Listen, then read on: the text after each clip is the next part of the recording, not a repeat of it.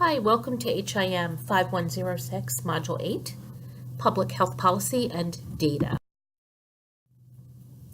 These are our learning objectives for this week's module.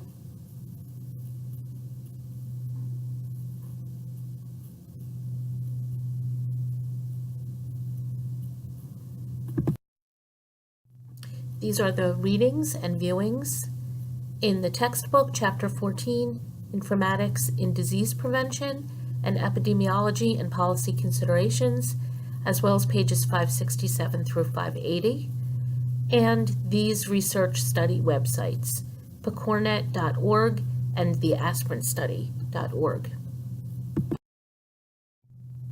Building and using informatics systems, promoting and improving the health of populations. A tool from the University of California, San Francisco, states translating 1 trillion points of data into therapies, diagnostics, and new precision medicine. There is an urgent need to take what we have learned in our new genome era and use it to create a new system of precision medicine, delivering the best preventative or therapeutic intervention at the right time for the right patient. Jason from the University of Pennsylvania says, enabling translational bioinformatics with accessible artificial intelligence.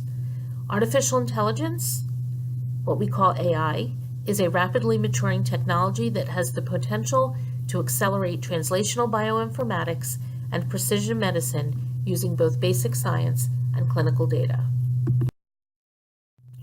Francesca says the development of novel methodologies capable of integrating population health data with biomolecular data is crucial. Biomedical research and clinical practice have experienced incredible growth in terms of both the amount and variety of data being collected and leveraged for different types of analysis. Not all big data is created equal, complicating the integration and analysis of such large data sets. So what are the benefits and challenges with capturing clinical data in a structured format in an electronic medical record and associated clinical and administrative systems? Let's take a look at what ZDoggMD has to say. You will need to review this video outside of the PowerPoint. It is posted within Canvas.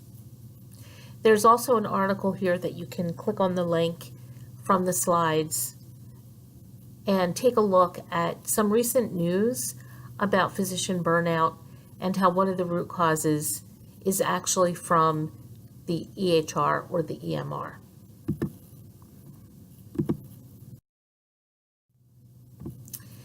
Looking at point-of-care systems, registries, patient mobile apps, data warehouses, and business intelligence, the systems all need to work together.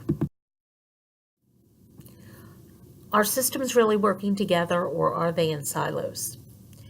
I would say it's time for out with the old.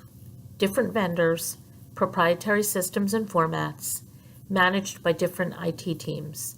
And in with the new, data and information governance, product owners and data custodians that are on the clinical administrative side, partnering with the information technology side, regulatory changes that we're seeing from the U.S. government right now in terms of the information blocking rule, the proposed rule from February of 2019, as well as disruptive players such as Athena Health and their version of an easy-to-use electronic medical record that is focused on the patient workflow, seeing the full patient story, and sharing that data with the people that need it most. Clinical and administrative data for health services research, evaluating the strengths and weaknesses. When it comes to secondary data use, there are large fee-based data sets.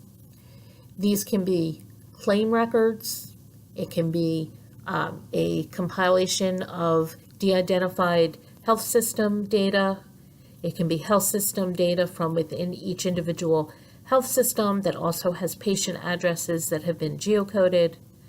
There are various legal issues and privacy issues. Especially when it comes to research, there are IRB issues, and there are all types of issues when it comes to sharing this data between parties. And the end result, after all this expense and red tape, sometimes it could take a year or more to be able to get the data that you need for research, is that the EMR does not tell us everything. There are data points outside of the health system that are not covered in the EMR. And there are also novel ways of looking at the health of populations that are not part of the EMR. And you can read more about this. There's one particular study that looks at tribal nations being able to create and shape policy, which is key to sustaining food systems, ensuring well-being, and reducing chronic disease. When you consider health and well-being, do you think about the food systems that sustain your community? Do you think about agricultural policy? Do you think about your community's history and traditions? Do you think about the next generation of farmers? So take a look at the short PDF that's posted in Canvas to learn more. Your assignment due for this module is to take a look at the infographic that's in the aspirin study as an example. Then create either your own infographic or a one-page written handout to describe another population health question and problem where you think there needs to be a policy change.